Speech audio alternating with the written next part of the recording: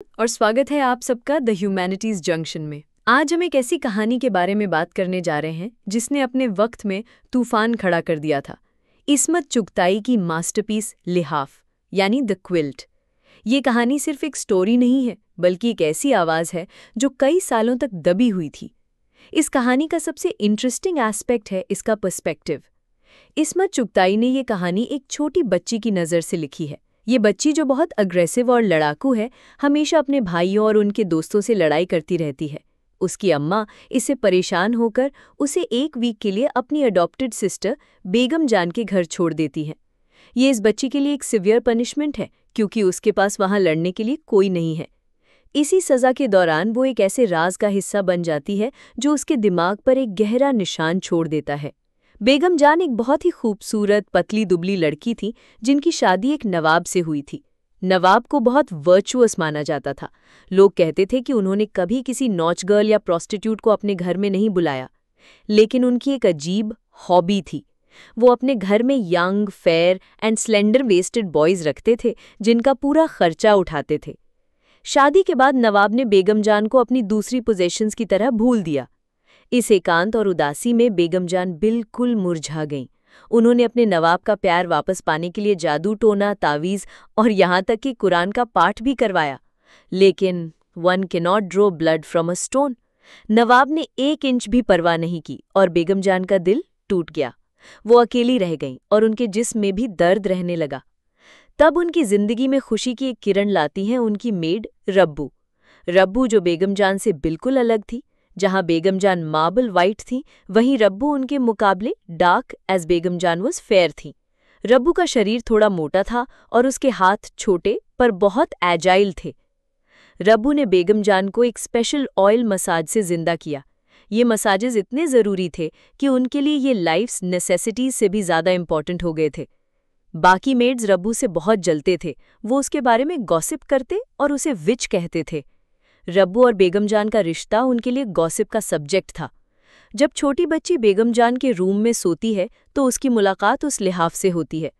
रात को वो देखती है कि बेगम जान का लिहाफ बहुत तेजी से हिल रहा है, जैसे उसके अंदर कोई हाथी बंद हो और वो बाहर आने के लिए स्ट्रगल कर रहा हो। डर के मारे जब बच्ची आवाज़ लगाती है तो बेगम जान उसे चुप रहने को कहती है। इसके बाद बच्ची को 2 लोगों की फुसफुसाती हुई आवाज़ आती है और रब्बू उसे कहती है कि कोई चोर नहीं है। एक रात जब रब्बू बाहर जाती है, बेगम जान फिर से बेचैन हो जाती है। बच्ची उनकी बैक रब करती है और बेगम जान उसे बहुत प्यार से बोलती हैं, a little harder, open the straps, a little further. बेगम जान के हाथ उस बच्ची को अपनी तरफ खींचते हैं और बच्ची को बिल्कुल अनकंफर्टेबल महसूस होता है। उसके हाथ बेगम जान के जिस्म पर घूमते हैं और उसको ऐसा लगता है जैसे बेगम जान लाइक वन पोजेस्ड है। बच्ची डर के मारे उस रूम से भाग जाती है।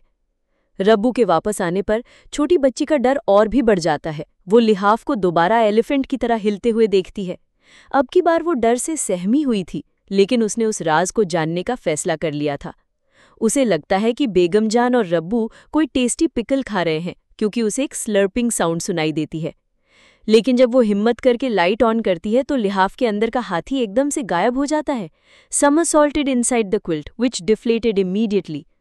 अचानक से उस लिहाफ का एक कोना ऊपर उठता है और बच्ची गुड गॉड बोलकर चिल्लाती है। Finally the truth is revealed. उसने एक ऐसी रियलिटी देखी थी जो सोसाइटी छुपाती है। लिहाफ ने एक ऐसे टैबू सब्जेक्ट को टच किया जिसके बारे में 1941 में कोई बात नहीं करता था। इस्मत चुगताई ने साहस दिखाया और फीमेल डिज़ायर, अकेलेपन और होमोसेक्सुअलिटी के हिडन वर्ल्ड को एक मासूम बच्ची की आंखों से दिखाया। लिहाफ सिर्फ एक क्विल्ट नहीं बल्कि एक सिंबल बन गया था। ये उस राज का सिंबल था जो लिहाफ को अंदर ही अंदर खोखला कर रहा था और रब्बू ने उनकी जिंदगी में इस लिहाफ के पीछे एक नया मतलब भर दिया। इस्मत चुगताई पर इस स्टोरी के लिए ऑब्सेनिटी का केस चलाया गया, लेकिन उन्होंने साहस और ह्यूमर के साथ इस केस को लड़ा और जीता। उन्होंने साबित कर दिया कि लिटरेचर को वो दिखाना चाहिए जो समाज में है, चाहे वो कितना भी अनकंफर्टेबल क्यों न हो। लिहाफ सिर्फ एक कहानी नहीं बल्कि फ्रीडम ऑफ एक्सप्रेशन का एक पावरफुल स्टेटमेंट है। उम्मीद करती हूँ कि ये वीडियो आपको पसंद आया होगा। कमेंट्स में ज़रूर बताइएगा कि इस्मत चुगताई के इस बोल्ड स्टेप के बारे में आपका क्या सोचना है। और हाँ, द ह्यूमैनिटीज जंक्शन को सब्सक्राइब करना मत भूलना। मिलते हैं अगले वीडियो में।